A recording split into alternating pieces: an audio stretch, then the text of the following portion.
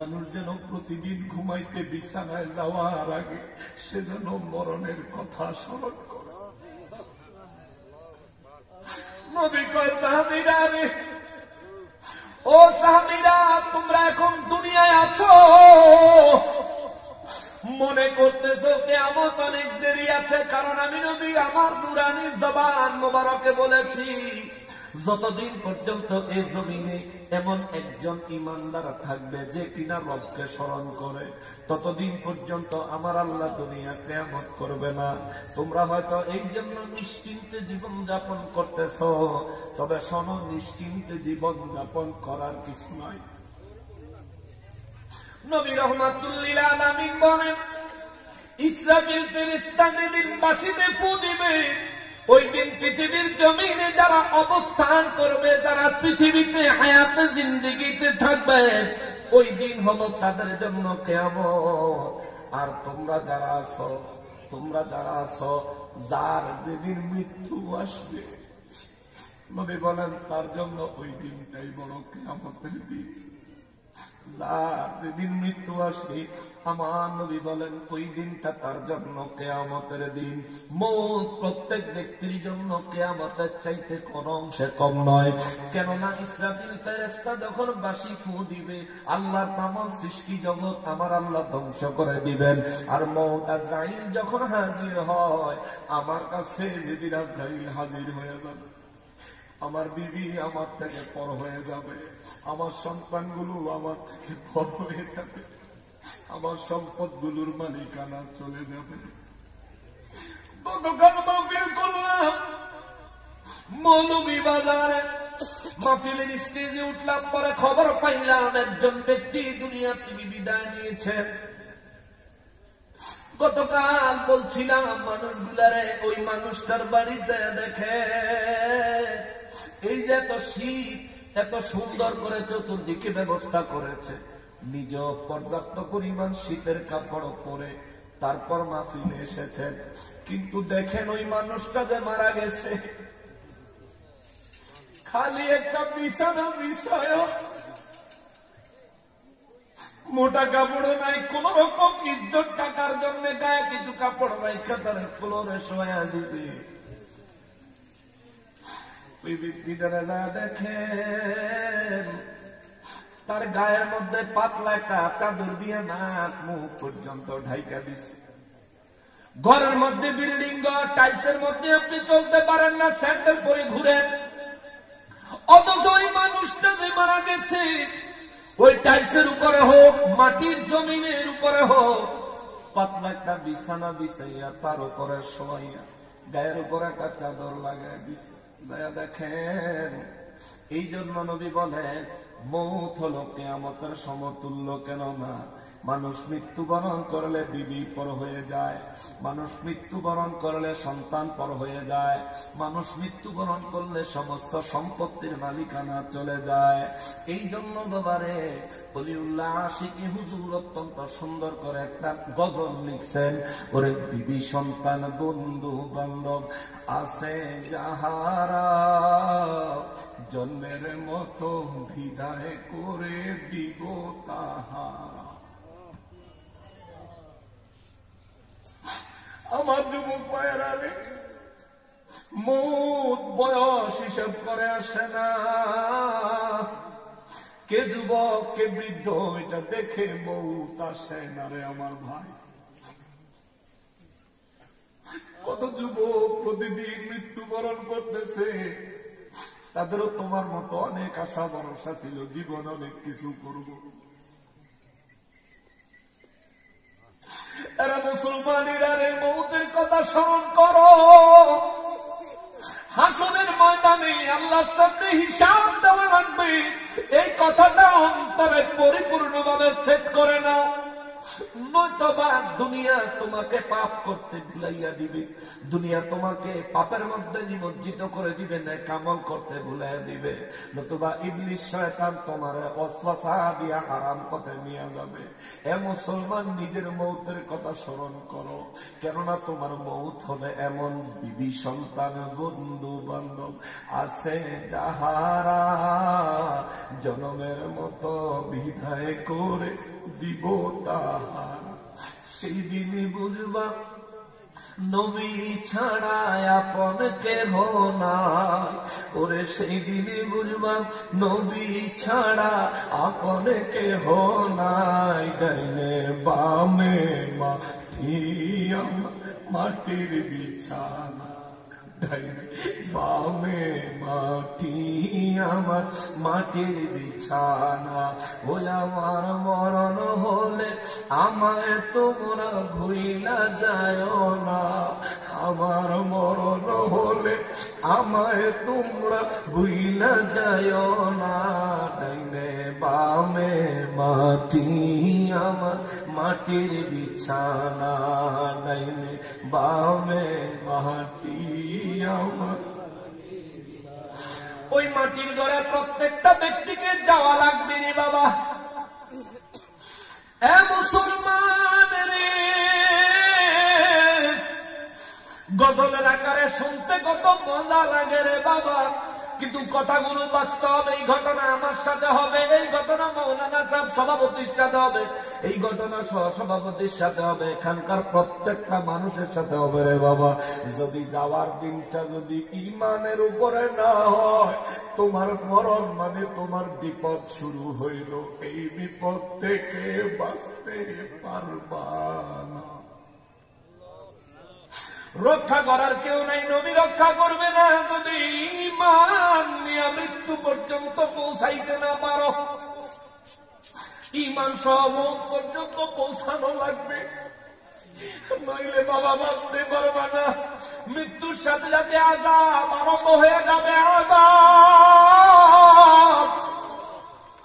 যতই নবীর বিরোধিতা করো, যতই রিসালাতের বিরোধিতা করো, নবীর ইজ্জতে আঘাত দিয়া যতই মস্তানি করো, ফেসবুকে দিয়া অন্য আলেমরে গালি দিয়া যাই কিছু করো না কেন, মনে রাখবা মৃত্যু তোমার আসবে, ঈমানের সহিত তোমার মরতে হবে, নইলে হাসরের ময়দানে উপায় নাই, উপায় নাই। এর যুবক ভুলে যাইস না রে আমার ভাই, আমার নবী 1450 বছর আগে কইছে, ও উম্মত রে, আল্লাহ যে সূরা আলে ইমরানে বলেছেন, ওয়াবতাহু ইলাইহিল ওয়াসিলা, তোমরা ওসিলা তালাশ করো, ওসিলা তালাশ করো। উম্মত ওসিলা তালাশ করিস, ওসিলা কিছু জমা করিস, ওসিলা কিছু জমা করিস, কিছু নফল ইবাদত, কিছু মুস্তাহাব মুস্তাহসান ইবাদত, কিছু আমল নামায় জমা করিস, নয়তোবা হাসরের ময়দানে উপায় থাকবো না। নবী কয়, হাসরের ময়দানে যেই ব্যক্তির কাছ থেকে আল্লাহ পুঙ্খানুপুঙ্খু হিসাব টান দিবে, যেই মানুষটার কাছ থেকে আমার আল্লাহ জিন্দেগির হিসাব টান দিবে, বান্দারে তোরে আমি 50 বছর হায়াত দিয়েছিলাম, 40 বছর, 30 বছর, 20 বছর, 100 বছর তোরে আমি হায়াত দিয়েছিলাম, বান্দা তোর হায়াতের হিসাব আমারে দে। 50 বছর জিন্দেগি দুনিয়া যাপন করে থাকলে 40 বছরের হিসাব আমারে দে রে বান্দা। আমার নবী কয়, যারে আমার আল্লাহ এক এক করে হিসাব টান দিবে, নবী কয় এই মানুষটারে জান্নাতে যাওয়ার আর কোন রাস্তা নাই, এই মানুষটা জান্নাতে যাওয়ার আর কোন পথ থাকবে না, সে নিশ্চিত জাহান্নামী হয়ে যাবে, নিশ্চিত জাহান্নামী হয়ে যাবে। আল্লাহ যদি খালি একটা প্রশ্ন করে, আমরা সব ফাইসা যাব। আল্লাহ যদি শুধু একটা প্রশ্ন করে, ভাই আমরা সব ফাইসা যাব। যদি আল্লাহ কয়, আমি যে তোরে বানাইছি, শূন্য থেকে আমি যে তোরে বানাইছি, ও বান্দা এর জন্য তুই কি শুকর আদায় করছো, আমারে বল, তোর আমার নামায় দেখা, বলে আমাদের কোন উপায় থাকবো নি। ও আমার মালিক, হাসরের ময়দানে আমার নূর নবীর খাতিরে আমাদেরকে মাফ করে দিয়ে, আল্লাহ আমাদেরকে এমন ভাবে পাকড়াও করিয়েন না, এমন ভাবে অ্যারেস্ট করিয়েন না, যে আরেস্টের ফলে আমাদের রেজাল্ট হবে জাহান্নাম। আল্লাহ এমন পরিস্থিতি আমাদেরকে দিয়েন না, এমন মুসিবতের পরিস্থিতি থেকে আমাদেরকে হেফাজত করেন। অন্তর থেকে বলেন আমিন। আমার যুবক ভাইয়েরা, আমার নবী রাহমাতুল লিল আলামিনের সাহাবীরা কয়, নবী গো, হাসরের ময়দানে কিয়ামতের দিন যেদিন বিচার কাজ আরম্ভ হবে, ওই দিন কিছু মানুষ হবে এমন যাদের মাথা অবনত হয়ে যাবে, কিছু মানুষ হবে এমন যাদের সম্মান মান ইজ্জত থাকতেই না, বরং লাঞ্ছনা অপমান অপদস্থতার মধ্য দিয়ে হাসর পার করবে। ইয়া রাসূলুল্লাহ, এরা কারা? আমার নবী বলেন, এরা হলো দুই শ্রেণীর লোক। এরা হলো দুই শ্রেণীর লোক। আমার নবী বলেন, এক নাম্বার শ্রেণী এরা হলো কাফির, দুই নাম্বার শ্রেণী নবী বলেন এরা হলো মুনাফিক। এ মুসলমান, কাফিরেরা সেদিন লজ্জায় জর্জরিত হবে, লাঞ্ছনার মুখোমুখি হবে। নবী বলেন সেই দিন মুনাফিকেরা মুসিবতগ্রস্ত হবে। সেই দিন একমাত্র নাজাত পাবে তারা যারা নারায়ে রিসালাত, নবীর রিসালাতের পক্ষের মানুষ, রাসূলুল্লাহ সাল্লাল্লাহু আলাইহি ওয়াসাল্লামের পক্ষের লোক। শুধুমাত্র তারাই নাজাত পাবে। সামনের দিকে তাফসীর আসতেছে, চিৎকার দিয়ে বলেন আল্লাহু আকবার। নূর নবী রাহমাতুল লিল আলামিন বলেন, রব্বুল ইজ্জত বলেছেন, রাফিয়া, কিছু মানুষের মাথা সেদিন উঁচু হবে, কিছু মানুষের সম্মান সেদিন উঁচু হবে, কিছু মানুষ সেদিন অত্যন্ত সম্মানের সাথে হাসরের ময়দানের সময়টা পার করবে। চিৎকার দিয়ে বলেন আল্লাহু আকবার।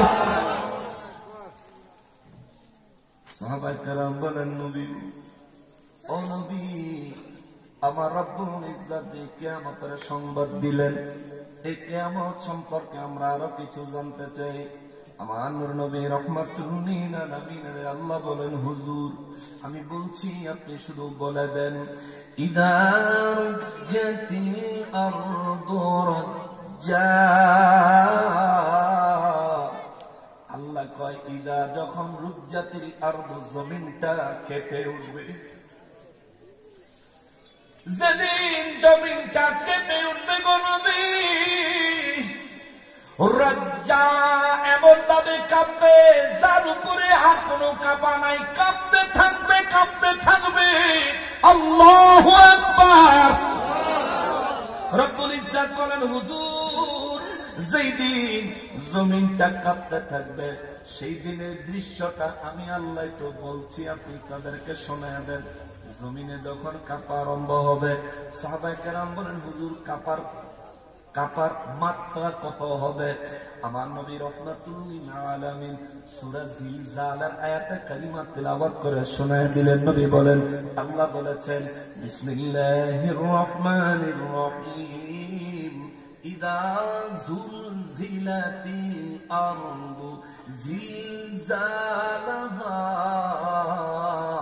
আওয়াজ করে বলেন আল্লাহু আকবার। রব্বুল আলামিন বলেন, হুজুর স্মরণ করেন ওই দিনের কথা, যেদিন আমি রব্বুল আলামিন ইদা জুলজিলাতিল আরদু জিলজালাহা, জমিনটারে কাঁপায় দিব প্রবল ভাবে, প্রবল ভাবে। আল্লাহু আকবার। সাহাবায়ে কেরাম বলেন, নবী গো, জমিনটা কেমন কাঁপবে?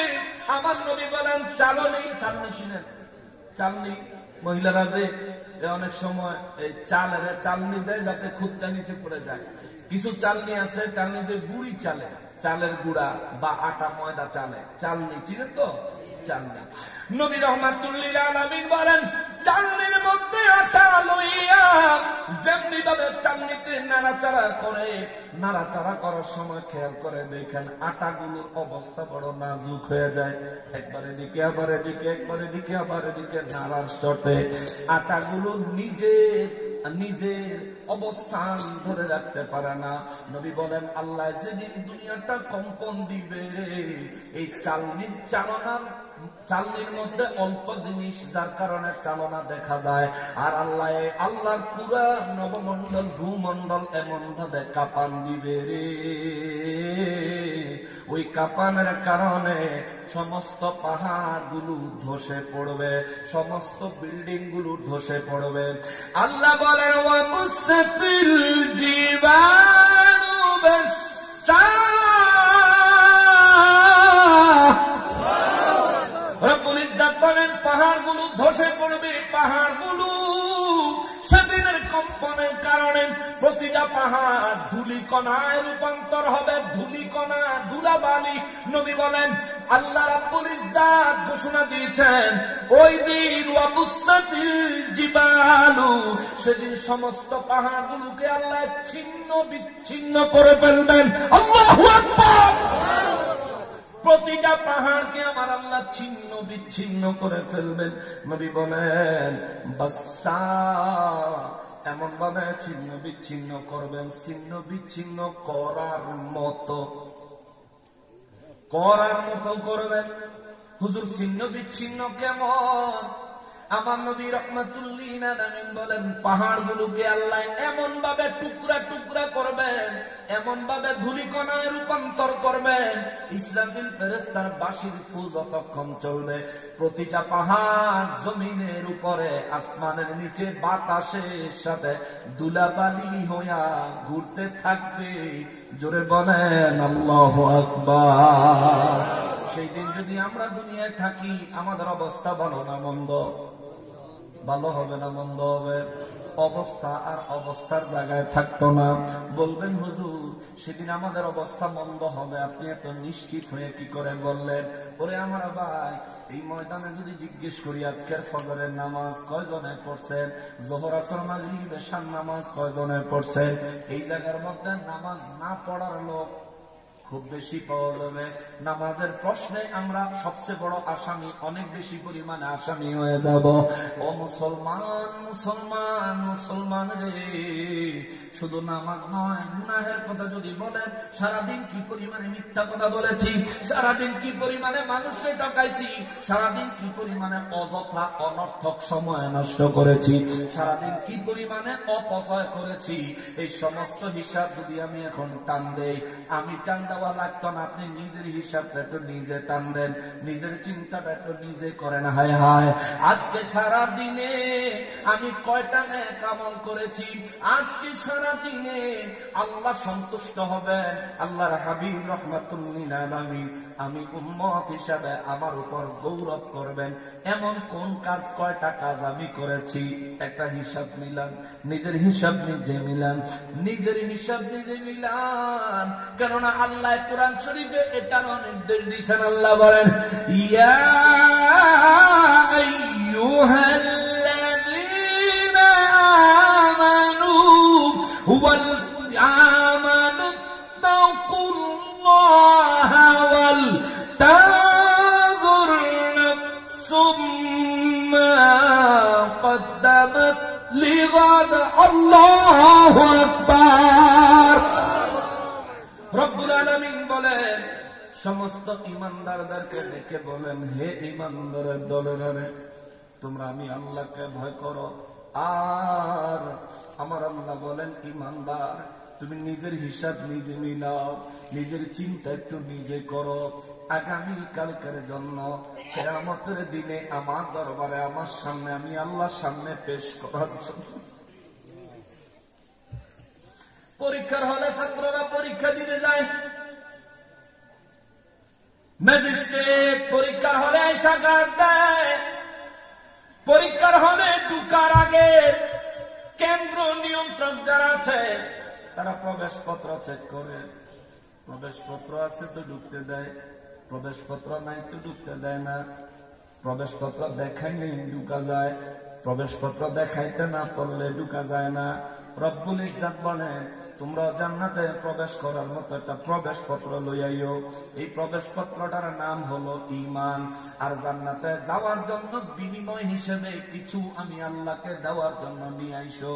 ওই জিনিসটার নাম হলো আমল। আমল আমল। এই জন্য আমার আল্লাহ রাব্বুল ইজ্জত কয়, দুনিয়ার জমিনে যারা নেক আমল করে, ভালো আমল করে, তাদের জন্য আমি আল্লাহর পক্ষ থেকে পুরস্কার আছে, পুরস্কার। রব্বুল ইজ্জত বলেন, নবী গো, দুনিয়ার মানুষগুলারে বলে, দুনিয়ার মানুষগুলা যাতে নিজের আমল সম্পর্কে নিজে চিন্তা করেন। আরে মুসলমান, আজকের দিনে আমি আমার আমল সম্পর্কে যদি হিসাব দিলাই, আমি তো হিসাব দিলাইলে আমার মনে হয় নেক আমলের পরিমাণ গুনাহ থেকে বেশি হবে না। আমার মনে হয় গুনাহ বেশি হয়ে যাবে। আমি জানি না আপনাদের কি মনে হয়, কিন্তু রব্বুল ইজ্জতের নির্দেশ অনুযায়ী প্রতিদিন বিছানায় ঘুমাইতে যাওয়ার আগে আমার নবী রাহমাতুল লিল আলামিন বলেন, উম্মত রে, সারাদিন কয়টা নেক আমল করেছো, সারাদিন কয়টা গুনাহ করেছো, তোমার চাইতে ভালো দুনিয়ায় আর কেউ জানে না।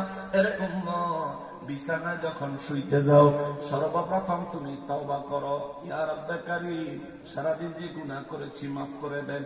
আগামীকাল পর্যন্ত যদি হায়াত পাই আল্লাহ, আগামীকাল থেকে বাকি জীবনে আর কোনদিন এই গুনাহগুলি করব না। যে গুনাহগুলি আজকের দিনে আপনার দ্বারা সংগঠিত হয়েছে, এই গুনাহগুলোর জন্য আল্লাহর দরবারে ওয়াদা করবেন, মালিক, ও আমার মালিক, এই গত দিনে যা গুনাহ করছি আজকে ওয়াদা করতেছি, এই হায়াত পাইলে আগামী দিন থেকে আর এই গুনাহগুলি করব না আল্লাহ। ও আল্লাহ, আমার পিছনের গুনাহগুলি আজকে তওবার খাতিরে মাফ করে দেন।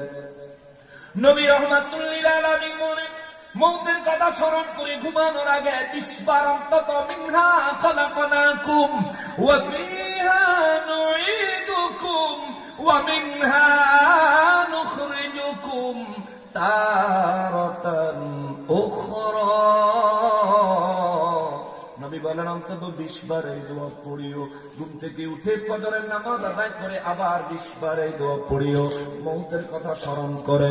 যদি এইভাবে দিন শুরু এবং বিছানায় যায় ঘুমানোর আগে যদি এইভাবে দিনটা শেষ করতে পারো, সারাদিন তোমার দ্বারা যত সগীরা গুনাহ হয়েছে, আমার রব্বুল ইজ্জত, আমার নবী রাহমাতুল লিল আলামিন বলেন, ওই সগীরা গুনাহগুলো আমার রব্বুল ইজ্জত তোমার এই মৃত্যুর কথা স্মরণ করার কারণে, তওবার কারণে আমার আল্লাহ মাফ করে দিবে। সুবহানাল্লাহ। কষ্ট হচ্ছে আপনাদের? শেষ করে দিব, অনেক কথা বাকি আছে। সবে তো কিয়ামত আরম্ভ হলো, হাসরে নিব, জান্নাতে যাব, তারপরে ছাড়বো। এই পর্যন্ত ধৈর্য আসেনি?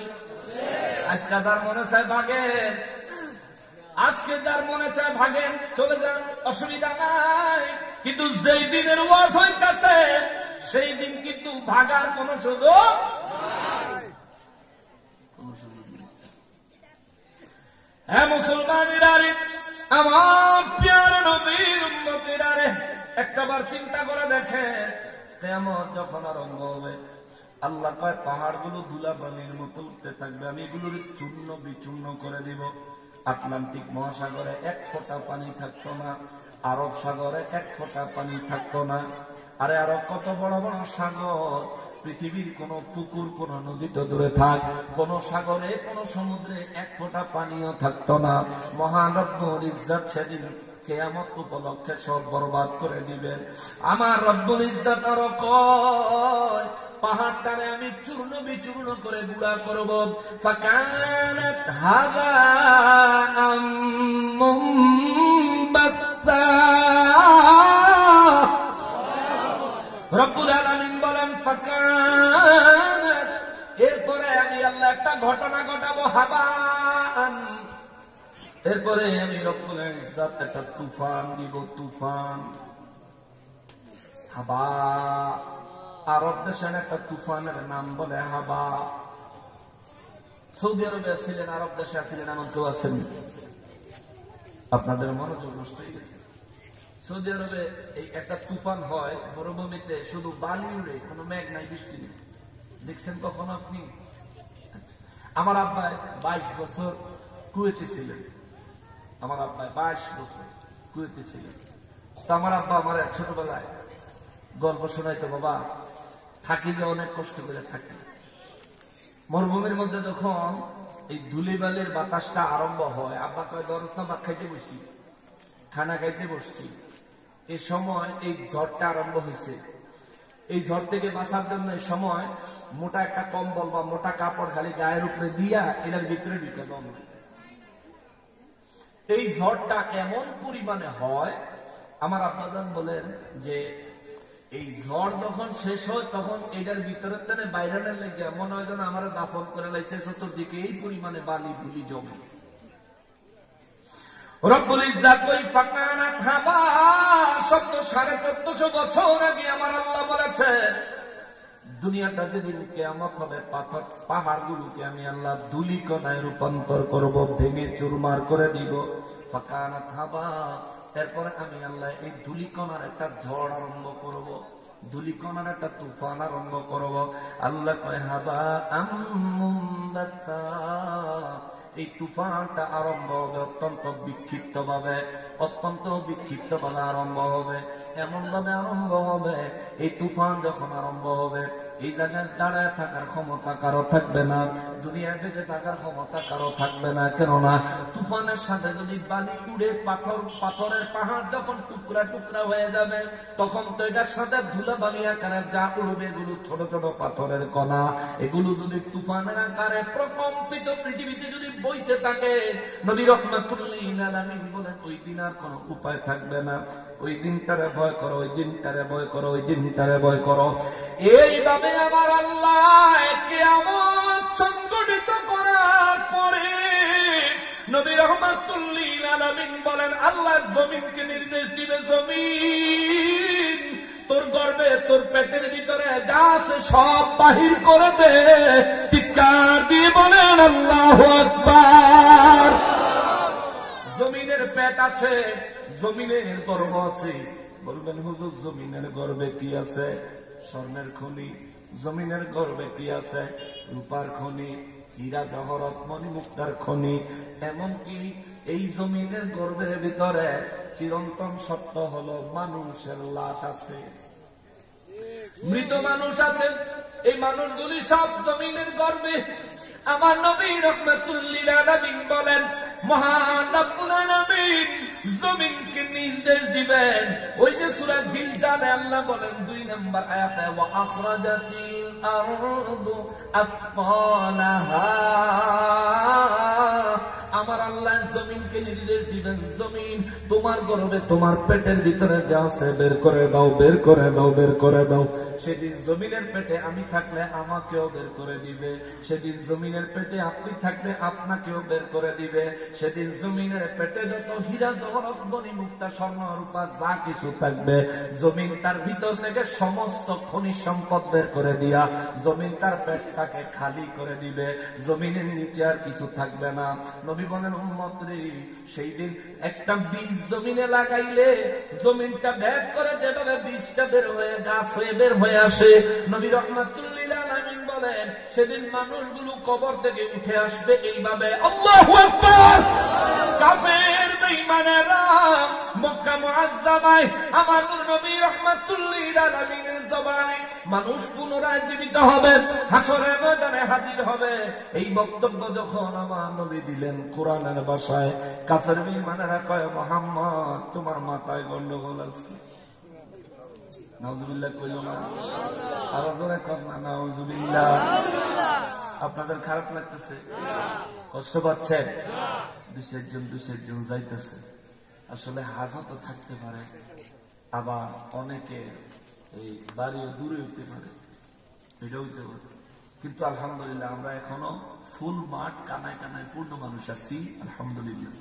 আপনারা যদি সময় দেন আমি শোনা মনে হইলে এখানেই সাদাকাল্লাহুল আযীম শুনবেন।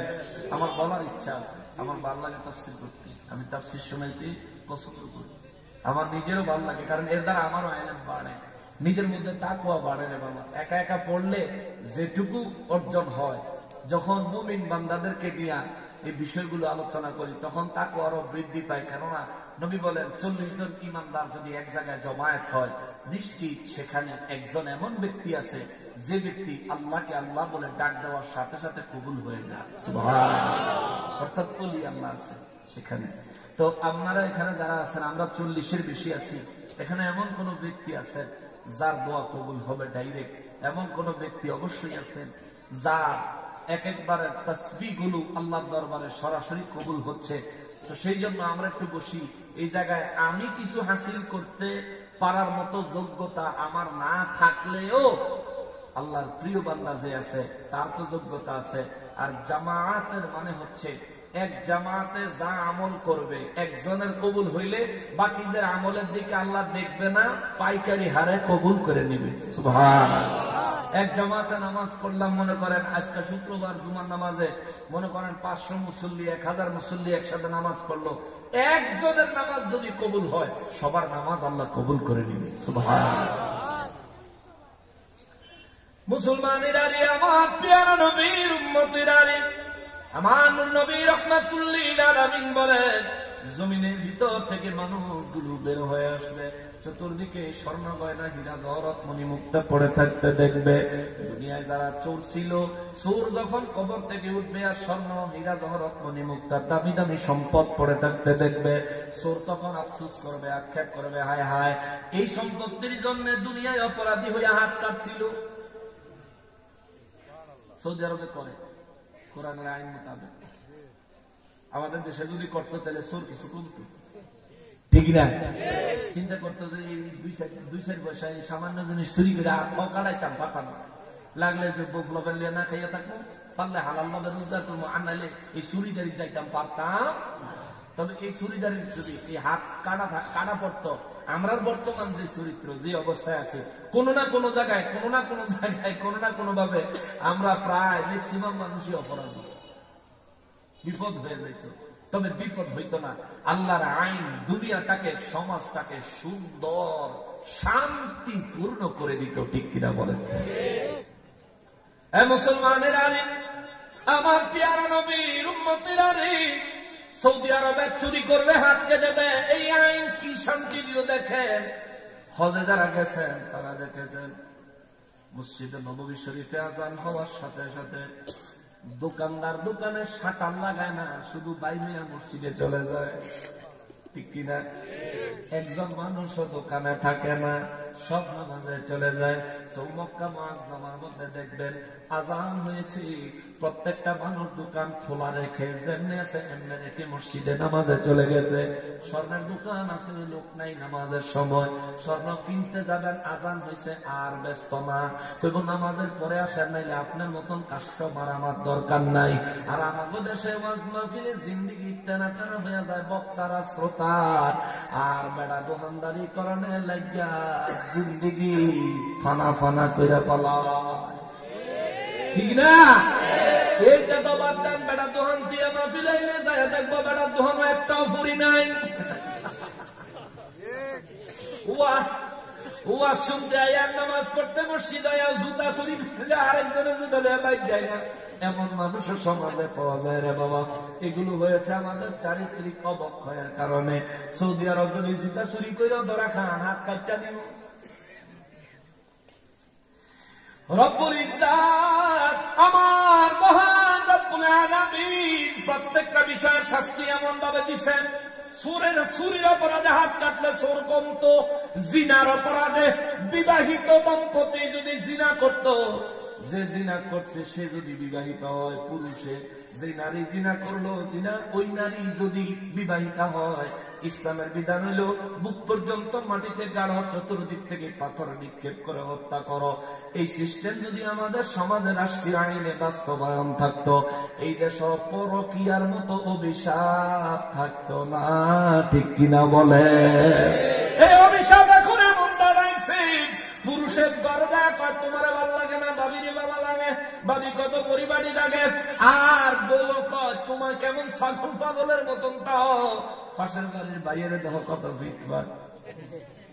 হ্যাঁ, বেড়িরও বাইরে ভাল লাগে আর বেড়ারও বাবিরে ভাল লাগে। নিজেদের দিকে তাকাও। যদি জিনার শাস্তি প্রকৃত পক্ষে কোরআন সুন্নাহ মোতাবেক থাকতো, তাইলে এমন কথা তো দূরে থাক, এই বিষয় চিন্তা করার সাহস পাইত না, ঠিক না? কিন্তু আমরা ইসলামের আইন বাস্তবায়ন করার ক্ষেত্রে আমাদের সমাজে অনেক ভদ্রলোক আছে, তারা বিরোধিতা করে বলবো। আবার যারা ইসলামী আইন, ইসলামী শাসন, ইসলামী আইনের কথা কইয়া এখন রাজনৈতিক ময়দানে অবস্থান নেওয়ার চেষ্টা করতেছে, হ্যাঁ ভিতরে হুজুররা নবীরে কয় কাউবয়। ঠিক কিনা বলে? আমার নবীরে কয় নবী বলে কাউবয়। হ্যাঁ নবীরে কয় কাউবয়।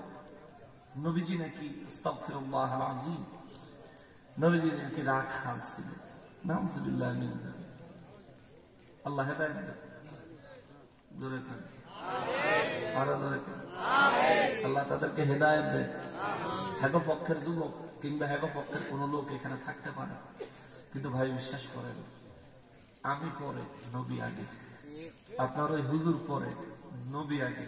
হাসরের ময়দানে আপনার হুজুরের ফিনদানো কাপড়ও থাকতো, ঠিক কিনা বলেন?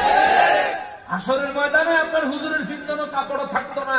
সেদিন পোশাকধারী হবেন রাহমাতুল লিল আলামিন, শাফাআতকারী হবেন রাহমাতুল লিল আলামিন, হাউজে কাউসার দানকারী হবেন রাহমাতুল লিল আলামিন, মিজানে রক্ষা করনে वाला হবেন রাহমাতুল লিল আলামিন, পুলসিরাত পার করে দেনে वाला হবেন রাহমাতুল লিল আলামিন। কথা বলেন ঠিক কিনা?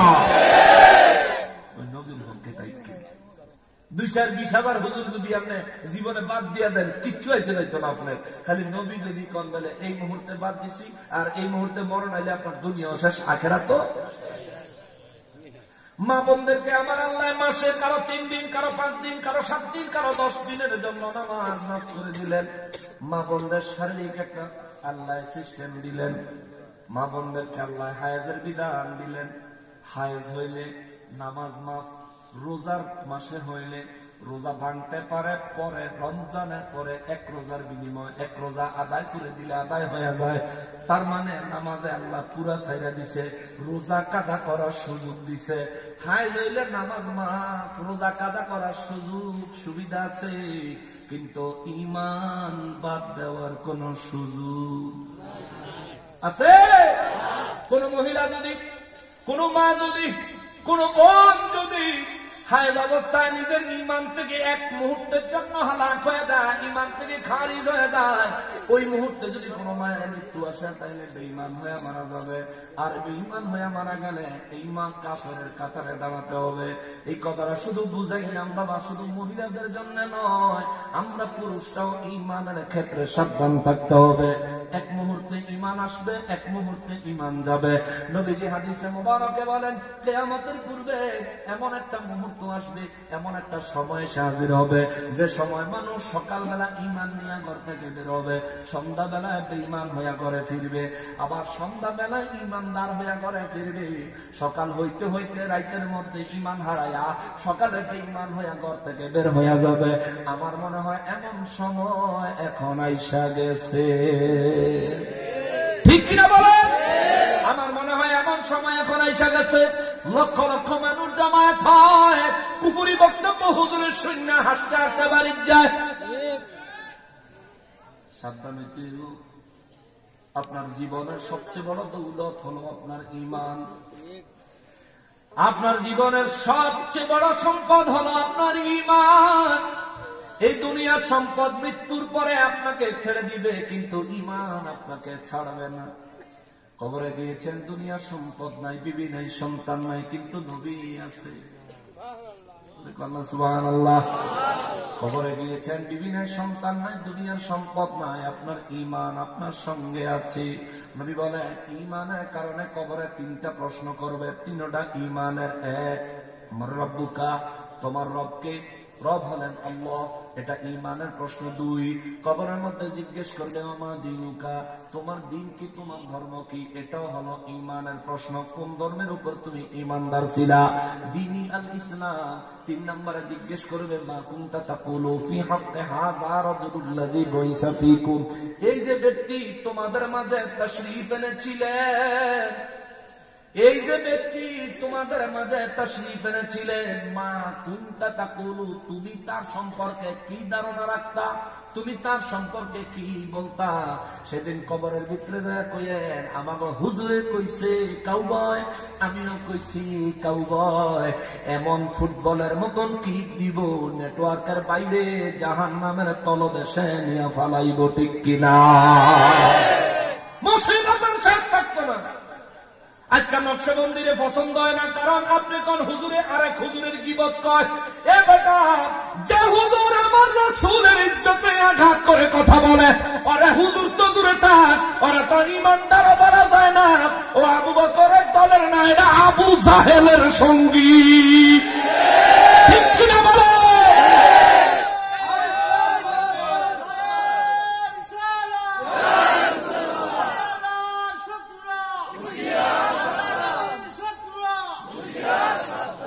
এই জাতের আলেমদের যদি পক্ষ নেন, এই জাতের ব্যক্তিদের যদি পক্ষ নেন, তাহলে তৈরি হন হাসরের ময়দানে আপনি কোন সাইডে দাঁড়াবেন, কোন জায়গায় দাঁড়াবেন।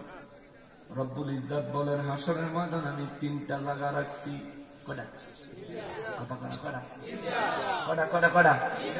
আল্লাহ কয়, মানুষকে দাঁড়ানোর জন্য আমি আল্লাহ তিনটা জায়গা রাখছি।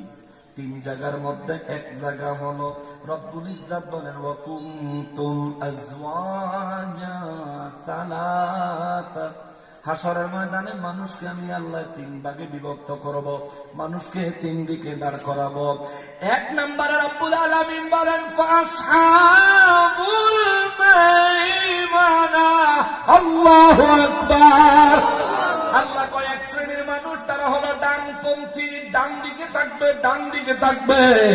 এই ডান দিক আমার আপনার ডান দিক না, এই ডান দিক হলো আল্লাহর আরশে আজিমের ডান দিকে। জোরে বলেন আল্লাহু আকবার। এই জায়গায় নবীর রিসালাতটা একটু খেয়াল করেন। আল্লাহ যদি আমার ঈমানের সহিত মৃত্যু নসিব করেন, আল্লাহ যদি হাসরে আমাকে নেককার হিসেবে সাব্যস্ত করেন, আল্লাহ দয়া করে, তাহলে আমারে আল্লাহ জায়গা দিব আর সাজিমের ডান পাশে না বাম পাশে?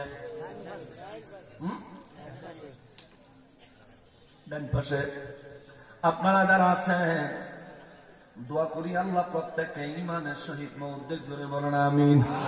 হে বাবা, ঈমানের সহিত আমলি জিন্দেগি নিয়ে যদি কবরে ঢুকতে পারেন, আজ আপনার কাছে কথাগুলো কেমন কেমন লাগতেছে, কিন্তু এটা সত্য, এটা সত্য, এটা সত্য। এই সত্য যেদিন আপনার সামনে আসবে, এখানকার একজন মানুষও আপনার সাথে থাকবে না। এই সত্য যেদিন আপনার সামনে উন্মোচিত হবে, সেদিন আপনার পরিবার পরিবার আত্মীয় স্বজনের একজন মানুষও থাকবে না।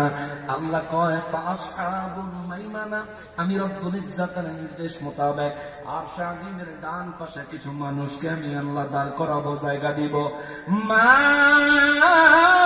আসহাবুল মাইমানা। জবান খুলে বলেন আল্লাহু আকবার। আরো জোরে বলতে হবে আল্লাহু আকবার। রব্বুল আলামিন বলেন, যেই মানুষগুলারে আমি আমার আরশে আজিমের ডান পাশে জায়গা দিব, আল্লাহ কয়, আমি রব্বুল ইজ্জত আমার কুদরতের ভাষায় বললাম, ওই মানুষগুলো কতই না ভাগ্যবান।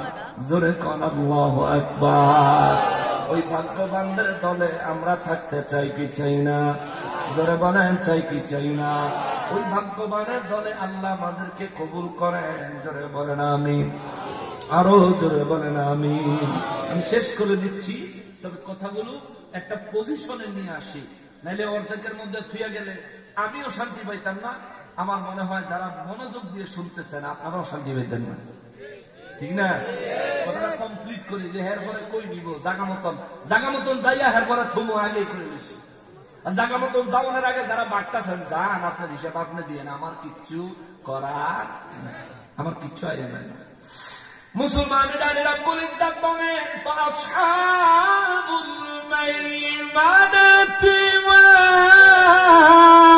আসহাবুল মাইমানা।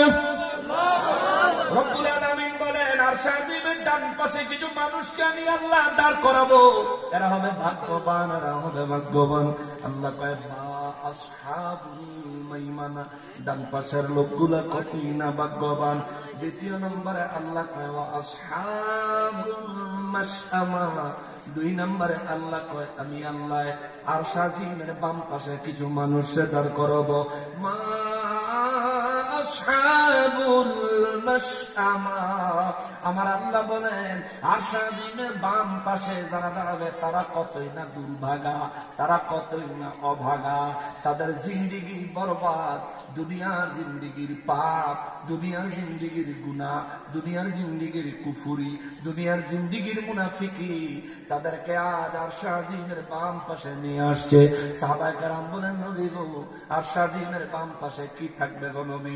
আমার নবী বলেন আরশ আজিমের বাম পাশে আল্লাহ জাহান্নামটাকে হাজির করবে। আল্লাহু আকবার। আরশ আজিমের বাম পাশে আমার আল্লাহ জাহান্নাম হাজির করবে। জাহান্নামের দরজার সামনে আরশ আজিমের বাম পাশে লোকজন দাঁড় করাবে। কিন্তু বাবারে সূরা ওয়াকিয়ার 7 নম্বর আয়াতে আমরা জানলাম আল্লাহ বলেন ওয়া কুনতুম আযওয়াজা সালাসা। আল্লাহু আকবার। আল্লাহ কয় সেদিন আমি মানুষকে 3 ভাগে ভাগ করব। কয় ভাগ? যারা কোন কয় ভাগ?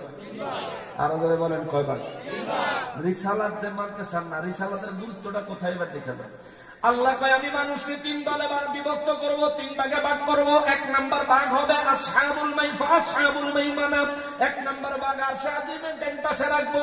2 নম্বর ভাগের হিসাব আল্লাহ কয় ওয়া আসহাবুল মাশআমা, 2 নম্বর ভাগ আরশ আজিমের বাম পাশে থাকবে। ওয়াসাবিকুনাস সাবিকুন, আল্লাহ কয় 3 নম্বর ভাগ থাকবে আরশ আজিমের সামনে, আরশ আজিমের সামনে, আরশ আজিমের সামনে। জোরে বলেন না আল্লাহু আকবার। আল্লাহ কয় ওয়াসাবিকুনাস সাবিকুন, যারা আরশ আজিমের সামনে থাকবে তারাই তো অগ্রবর্তী, তারাই তো আগে থাকবে, তারাই তো সামনে থাকবে। কেন বললেন? আমার নবী রাহমাতুল লিল আলামিনের কয় নবী গো, ও নবী, ও নবী, এই জায়গা থেকে রিসালাত শিক্ষা যান। আমি যে বলছি রিসালাত এমন এক বিষয়, দুনিয়ায় বাচ্চা থাকলে আমার জীবনে নবীর রিসালাতের দরকার, মৌতের সময় আমার মৃত্যুতে নবীর রিসালাতের দরকার, নইলে ঈমান সহ মরতে পারবো না। কবরের মধ্যে গেলে আমার কবরের জিন্দেগি নবীর রিসালাত সহকারে দরকার, নয়তোবা কবরের জান্নাতি নিয়ামত পাওয়া যাবে না, আযাব ভোগ করতে হবে, আযাব। হাশরের ময়দানে যাওয়ার পর নবীর রিসালাত ছাড়া উপায় নাই, রিসালাত লাগবে। রিসালাত কেমন দেখেন? আল্লাহ কয় 3টা পার্টি, এক হলো ডান দিকে আরশ আজিমের, আর এক হলো আরশ আজিমের বাম পাশে, আর এক হলো সামনে, আর এক হলো সামনে আরশ আজিমের সামনে। আল্লাহ কয় যারা সামনে তারা তো সামনেই থাকবে। সাহাবায়ে কেরাম বলেন হুজুর ব্যাপারটা বুঝলাম না। আল্লাহ কয় ওয়াসাবিকুন, একদল আল্লাহ সামনে রাখবে আরশ আজিমের, বললেই তো পারতেন। ওয়াসাবিকুনাস সাবিকুন, তারা তো আগেই থাকবে, অগ্রবর্তী হবে। এই কথা বলার কারণ কি? আল্লাহ বলেন সামনে যারা থাকবে তারা খোদ রব্বুল আলামিনের সামনে থাকবে। জোরে বলেন সুবহানাল্লাহ।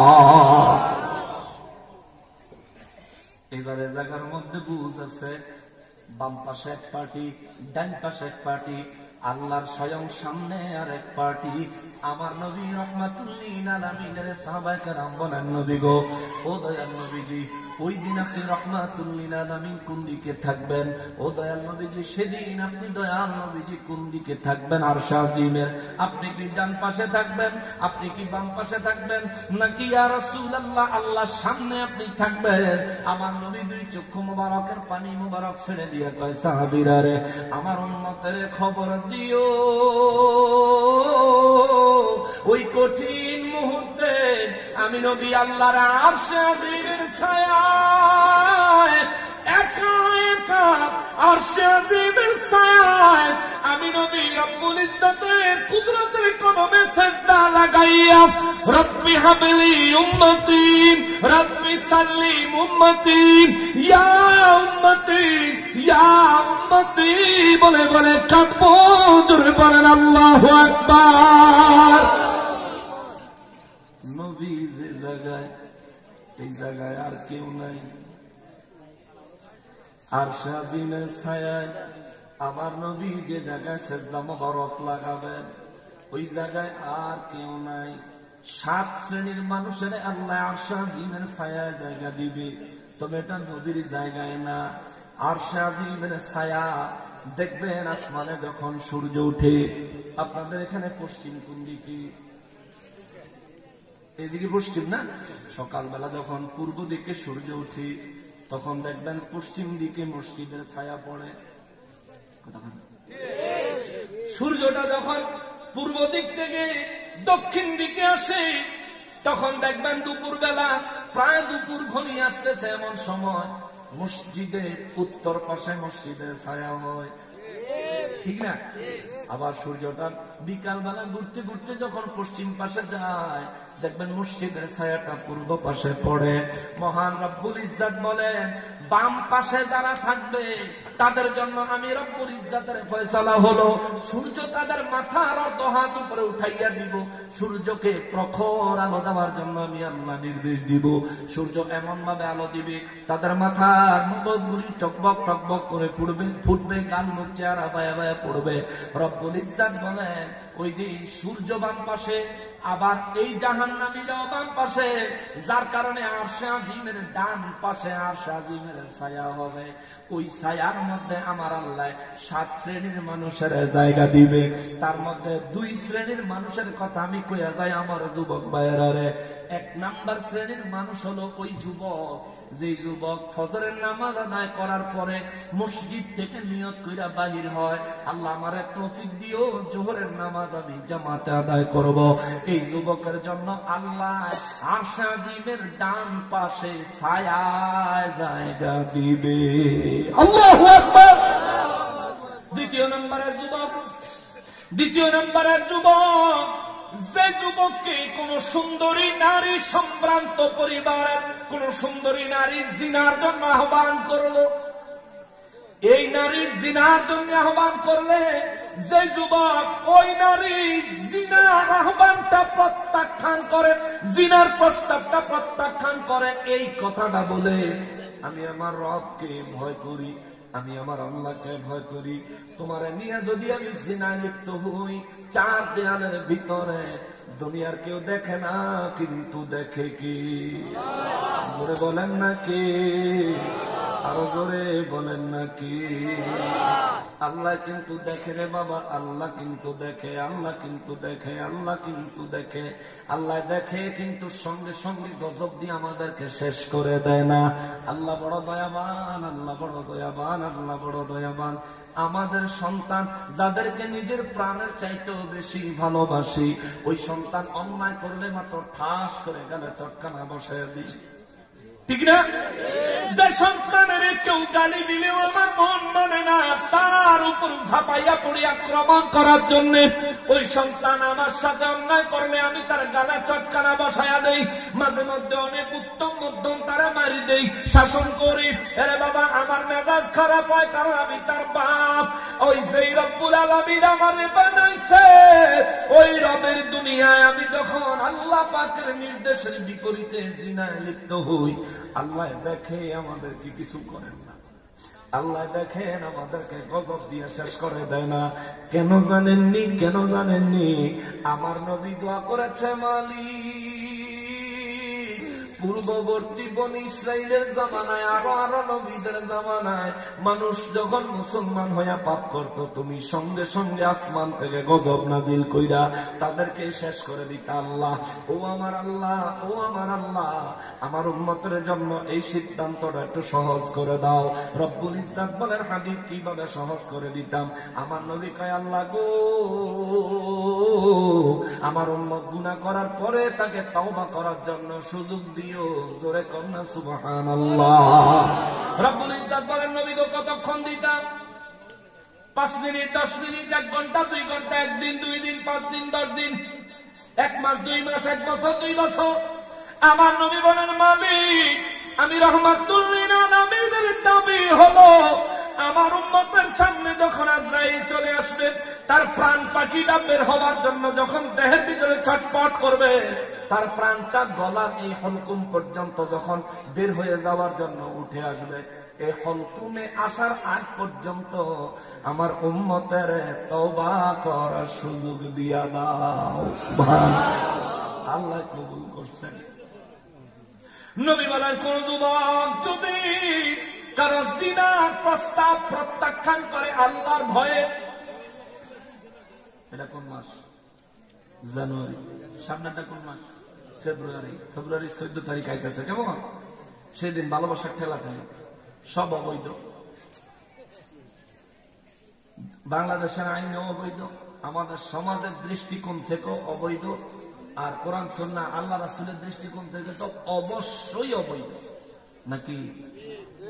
এই কাম আমরা করি, আমরা যুবকরা করে।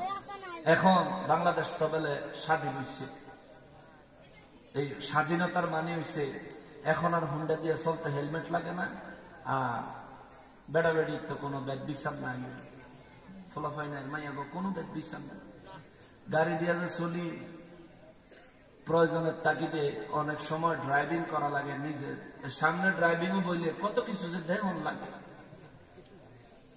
হুন্ডা দিয়ে যাইতেছে, জানি না কার বাপের ভূত আর কার মার্জি। মাইয়া যে ফিসে বইছে, আহা মাইয়ার একটু লজ্জাও নাই, বেশরম। কুদ্দুর ঘরে ঘরে হুন্ডা ফোলারে জড়াইয়া দেন আর হোলায় পিকআপ বাড়াইয়া দেন, ভো ভো করে শুনে। কথাটা ঠিক কিনা বলেন? এরা যুবক, কোন নারী তোমার সঙ্গে যদি ডেটিং এর ডেট চায়, কোন নারী তোমার সাথে যদি কফি খাইতে চায়, কোন নারী তোমার সঙ্গে যদি কিছু সময় আলাপ আলোচনা করে কাটাইতে চায়, ইসলাম সমর্থন করে এমন কোন প্রয়োজন ছাড়া তুমি আল্লাহর ভয়ে ওই নারীর প্রস্তাবটা প্রত্যাখ্যান করিও। এই নারীর একটা প্রস্তাব প্রত্যাখ্যান করিয়া যদি তুমি হাসরের ময়দানে দাঁড়াইতে পারো, আমার নবী বলেন, ঈমানটা লইয়া যদি আমার এই উম্মতটা হাসরের ময়দানে দাঁড়ায়, এই একটা কাজের কারণে আল্লাহ তারে আরশ আজিমের ডান পাশে আরশ আজিমের ছায়ায় জায়গা দিবে। আল্লাহু আকবার। রব্বুল ইজ্জত আমাদের প্রত্যেককে আরশ আজিমের ছায়ায় অবস্থান করার মতো সৌভাগ্য দান করেন। জোরে বলেন আমিন। আরশ আজিমের ডান পাশে দাঁড়ানো সৌভাগ্য বলেছেন কে? মা আসহাবুল ইয়ামিন। রব্বুল ইজ্জত বলেন, মা আসহাবুল মাইমানা, যারা আরশ আজিমের ডান পাশে জায়গা পাবে, আমার রব্বুল ইজ্জত বলেন তারা বড়ই মহাভাগ্যবান, সৌভাগ্যবান। এইবার এই জায়গায় আসেন, দুনিয়ায় যারা বলেন নবী তাদের মতো আছে না? এই কথা কই না, আছে না?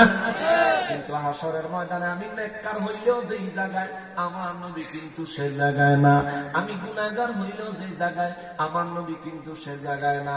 নবী রাহমাতুল লিল আলামিনের সাহাবায়ে কেরাম প্রশ্ন করেন, নবী গো, রব্বুল ইজ্জত বললেন তিন শ্রেণীর মানুষ হাসরের ময়দানে হবে, এক শ্রেণী আরশ আজিমের ডান পাশে, আরেক শ্রেণী বাম পাশে, আর আরেক শ্রেণী হবে রব্বুল ইজ্জতের সামনে। ইয়া রাসূলুল্লাহ, এরা কারা? আমার নবী রাহমাতুল লিল আলামিন বলেন, এরা হলেন নবী, রাসূল, শহীদ, সিদ্দিকেরা। চিৎকার দিয়া কর আল্লাহু আকবার। তাইলে রব্বুল ইজ্জতের সামনে আরশ আজিমের সামনে থাকবেন সমস্ত নবী, রাসূল, শহীদ এবং সিদ্দিকেরা। কিন্তু ওই নবী, রাসূল, সিদ্দিকদের সঙ্গেও আমার নবী একই জায়গায় দাঁড়াবেন না। আমার নবী একমাত্র কেবলমাত্র আরশ আজিমের নিচে ছায়ার মধ্যে আমার নবীজি সিজদা মোবারক লাগাইবেন, উম্মতের মায়ায় কাঁদবেন। বুঝা গেল, দুনিয়ায় আমার নবী আমার মতন, এইটা তো অনেক দূরের কথা। দুনিয়া আখিরাতে সব জায়গায় আমার নবী আল্লাহর হাবিবুল্লাহ। নবীর মতো কাউরি আল্লাহ বানায় নাই, নবীর মতো মর্যাদা কাউরি আল্লাহ দেয় নাই, নবীর মতো নবী এবং রাসূল আল্লাহ কাউরে বানায় নাই, আমার নবীর মতো মেরাজ আল্লাহ কাউরে নেয় নাই। আমার নবীর হাত মোবারকের ইশারায় যেভাবে আল্লাহ চাঁদকে কুরবান করে দিয়েছেন, এইভাবে আর কোন নবীর হাতের ইশারায় আল্লাহ চন্দ্রকে দ্বিখণ্ডিত করেন নাই। যেভাবে আমার নবী রাহমাতুল লিল আলামিন, ও মুসলমান, মুসলমান রে, মেরাজে যায় উম্মতের মায়ায় আমার নবী যেভাবে কেঁদেছেন, এমন ভাবে আমার নবীর মতো অন্য কোন নবীও কাঁদতে আমার আল্লাহ মেরাজে নিয়ে এমন সৌভাগ্য দান করেন নাই। অতএব বোঝা গেল, দুনিয়ায় কোন নবী আমার নবীর কাতারে আসতে পারে নাই, আল্লাহ আসতে দেয় নাই। আখিরাতে হাসরেও আমার নবী থাকবেন সর্বশ্রেষ্ঠ মর্যাদায়। চিৎকার দিয়া বলেন সুবহানাল্লাহ। রব্বুল আলামিন বলেন ওয়াস-সাবিকুনাস সাবিকুন। আল্লাহ কয় যারা আগে থাকবে সামনে থাকবে তারাই তো ভাগ্যবান অগ্রবর্তী, এরা আগে জান্নাতে যাবে। এরপরে শেষ আয়াত আল্লাহ কয় উলাইকাল মুকাররাবুন। রবের সামনে যারা থাকবে আল্লাহ বলেন এরা হলো আমার নৈকট্য প্রাপ্ত বান্দা। সুবহানাল্লাহ। আল্লাহর নৈকট্য প্রাপ্ত। এবার আল্লাহর নৈকট্য কারা কারা পেয়েছে? আল্লাহ কয় ওলি আল্লাহরা ফরজ ওয়াজিব সুন্নাতে মুআক্কাদা ইবাদত করার পাশাপাশি যখন অনেক বেশি পরিমাণে নফল ইবাদত করে, আমার রব্বুল ইজ্জত হাদিসে কুদসির মধ্যে বলেন তারা আমার নৈকট্য প্রাপ্ত ভালোবাসার বান্দা হয়ে যায়।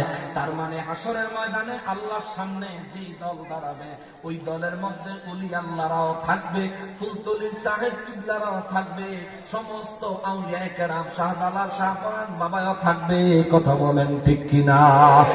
ওই দিন যদি আরশে আজিমের ডান পাশে দাঁড়ায় বলতে পারি মালিক আমি শাহজালালের লোক, সেদিন যদি বলতে পারি মালিক আমি শাহপরানের লোক, রব্বুল ইজ্জত সেদিন সামনের লোকেদের খাতিরে, কারণ আল্লাহ কয় উলাইকাল মুকাররাবিন, তারা আমার নৈকট্য প্রাপ্ত বান্দা, দুনিয়ায় এরা আমার নৈকট্য অর্জন করেছে, আজ হাসরের ময়দানে আমি এদেরকে নৈকট্য দান করেছি।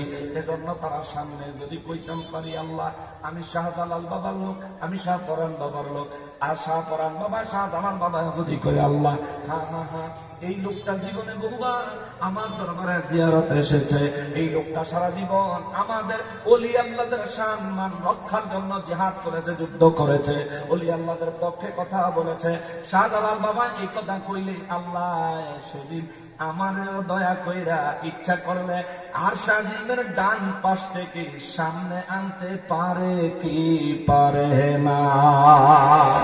পারে কি পারে না? কিন্তু যারা শাহপরান বাবার মাজার ভাঙলো হেরা যদি হাসরে দাঁড়ায় আল্লাহ আমি শাহপরান বাবার মাজার ভাঙবই না গো দলের লোক,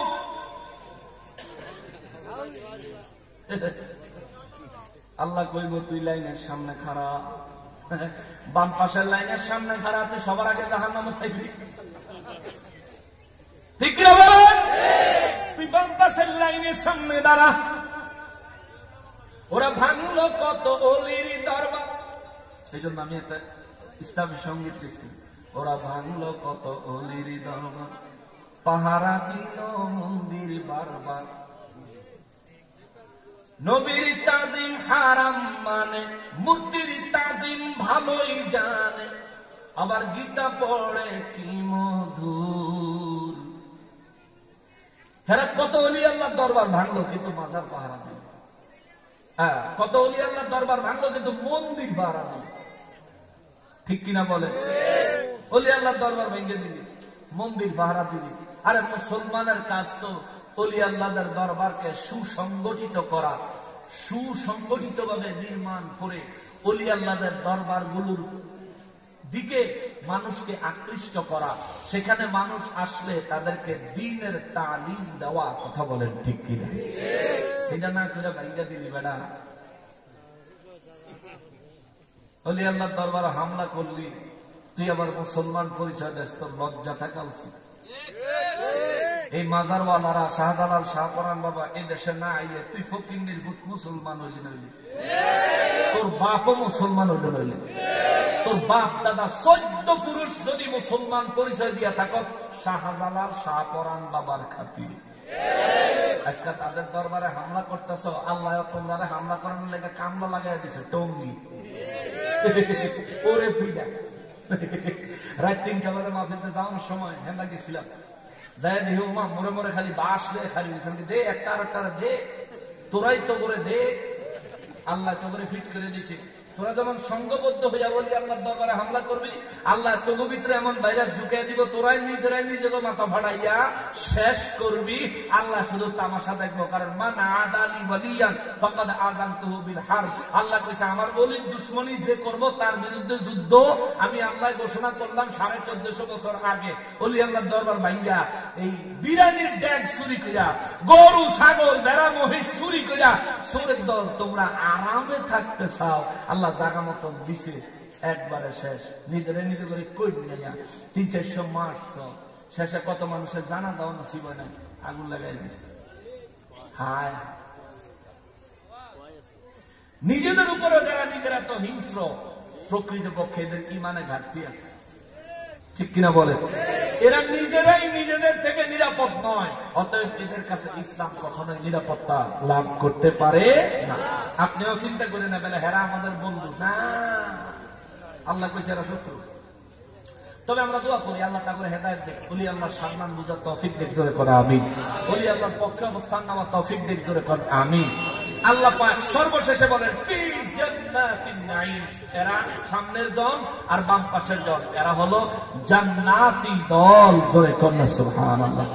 সামনের দল আর ডান পাশের দল যাইব কই?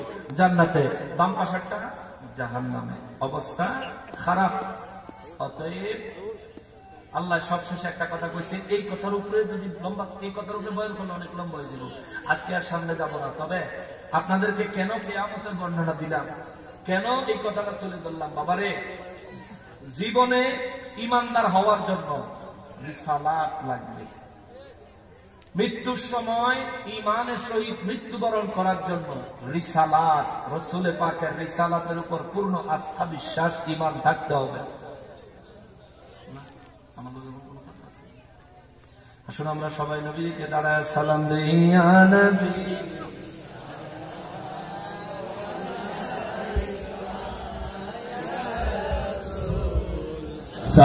সালামু আলাইকা ইয়া রাসূল, সালাম ইয়া হাবিব, সালামু আলাইকা সালাওয়াত মদিনার পানে চাহিয়া কাঁদি যে গজল গাহিয়া, দেখা দাও পর্দা উঠাইয়া, দেখিব নয়ন বরিয়া, ইয়া নবী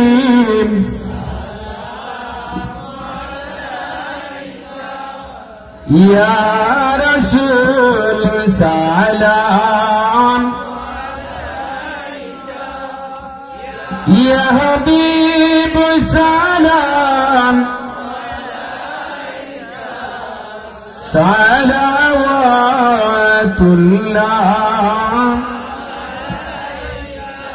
সাইয়্যিদি ইয়া রাসূলুল্লাহ,